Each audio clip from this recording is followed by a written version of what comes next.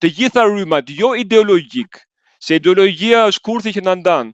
Do një pol i madh, i tret, i të gjitha rrymave, i cili nuk ka një program ideologjik, do bëjmë 1, 2, 3, 4, 5 me bujqësinë, me ekonominë, po ka vetëm një detyrë, të krijojë qeverinë teknike, e cila çarmatos këtë sistem nga pikat më të forta që ka. Kodi zgjedhor, financimi i partive, kodi partive, si përdoren fondet në Shqipëri, ligji për investitorin strategjik, të kapi nyjet më të rëndësishme këtij sistemit mafios kriminal edhe ta çarmatosi. A isha i qartë, domethënë patjetër që në fund, një pol i tretë duhet të hyjë në lojë, në fushën e lojës, duhet të kërkojë vota, edhe është mbi ideologjik, nga që është mbi ideologjik ka vetëm detyrën për ta çarmatosur sistemin, jo të bëj politika ideologjike. Pra është parti e re që ndoshta do pranoni edhe ato partitë e tjera që janë të vogla aty brenda këtij poli të tretë, pra do jetë lokomotiva? Edhe njëherë, kjo është bindja ime. Sigurisht, po flasim po. Po, bindja ime edhe unë, edhe në kuvend, për këto do luftoj që të mbledh sa më shumë, se kjo është demokracia. Do jemi 800.000 veta. Do bëj një fjalim edhe këto që po thom tani, do i thëm pak a shumë edhe atje. Edhe do thëm të dashur kuvendas, të dashur përfaqësues. Unë ju kërkoj këtë, që ne ta krijojmë kuvendin kombëtar 150 veta, të gjejmë më të mirët, edhe pasaj ne do therasim, kjo është bindja ime, do therasim për të krijuar një pol të tretë, kuptohet, të gjithë përveç Rama Berisha, kuptohet. Partitë e reja, edhe Qorri, Lapaj, Sheaj, e tjera. Patjetër edhe pse, është edhe e moralshme, pse? Sepse ato para një vit e gjysmë, ato kanë bërë një luftë antisistem. Ato kanë luftuar kundër të dyve. Kanë dalë në televizor, kanë dalë në fushata, edhe kanë thënë ne jemi kundër Berishës, kundër Ramës.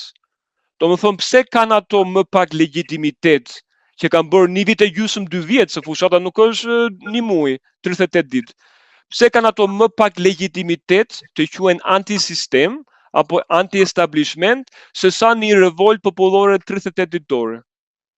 Prandaj ato e kanë bërë luftën, edhe ato e kanë deklaruar në publik, ne jemi kundër të dyve, si protesta. Prandaj për mendimin tim, logjik, parimor, por edhe moral, unë mendoj që ky koalicion i madh duhet të përfshi Qorin, Lapajn, Shehajn. Unë personalisht mund të kem për ndonjërin ose për të gjithë, domethënë vrejtje ideologjike personale, s'më pëlqen ky, s'më pëlqen ai.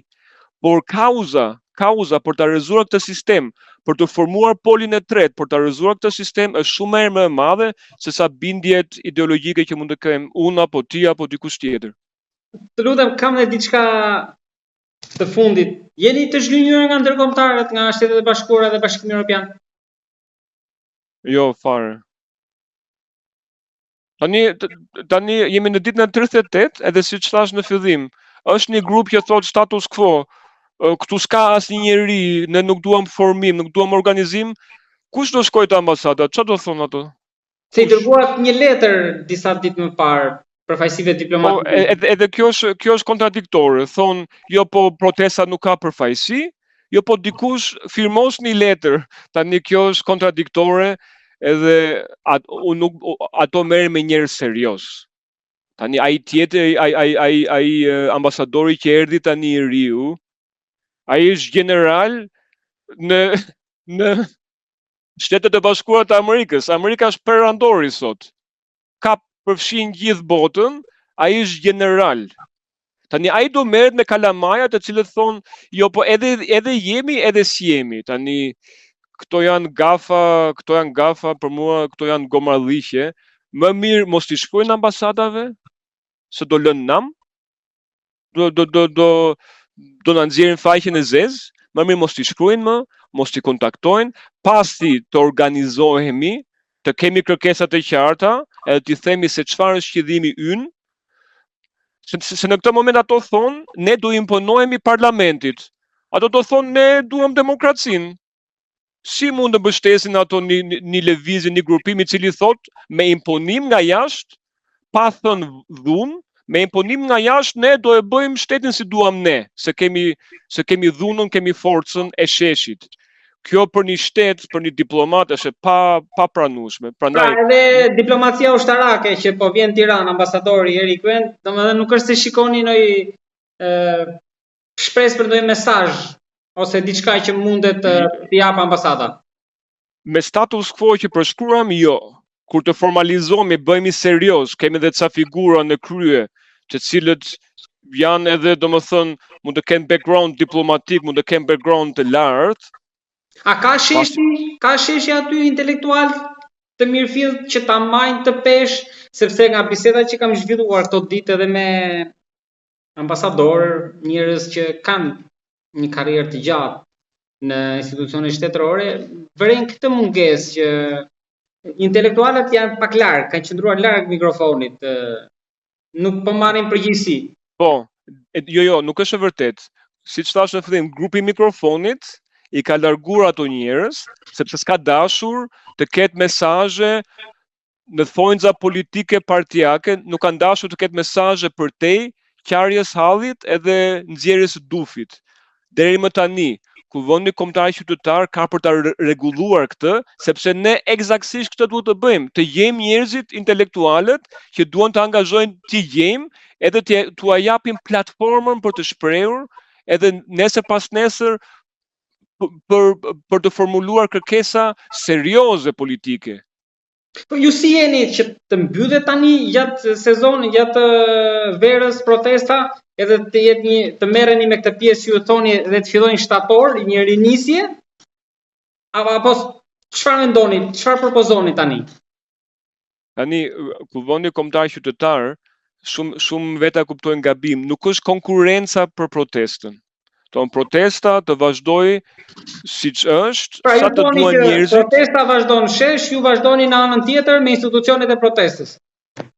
Patjetër, domethënë ne, Kuvendi Kombëtar Qytetar, përveç se do vetë zgjidhet, patjetër duhet të pranohet nga protesta, sepse është mishërimi I protestës, nuk është një diçka paralele. Domethënë nëse sheshi, nëse njerëzit në protest duam ende ta jem formën cila është më e mira, manuale apo digjitale, nëse njerëzit që vinë shesh nuk e aprovojnë, nuk e pranojnë gjithatë, pastaj ajo nuk quhet.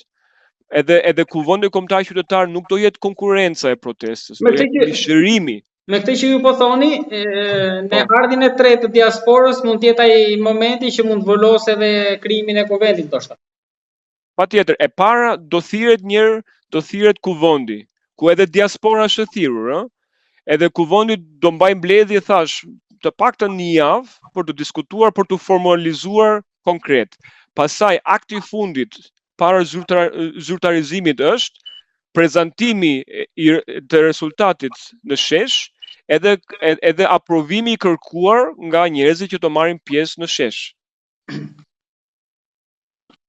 Evarison, falenderoj për bisedën. Shpresoj që ne do mbetemi në kontakt për gjithë këtë platformë, mund ta themi tuaj që u shpalosët, edhe që po përgatisni për ta prezantuar edhe para grupit, para kuvendit, edhe protestës, për të parë më pas se çfarë do ndodh në ditët vazhdim.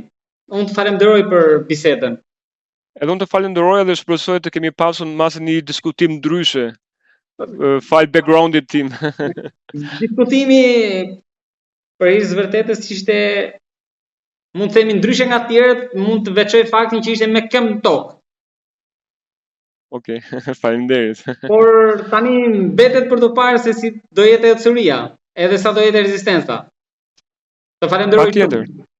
Faleminderit për mbështetjen.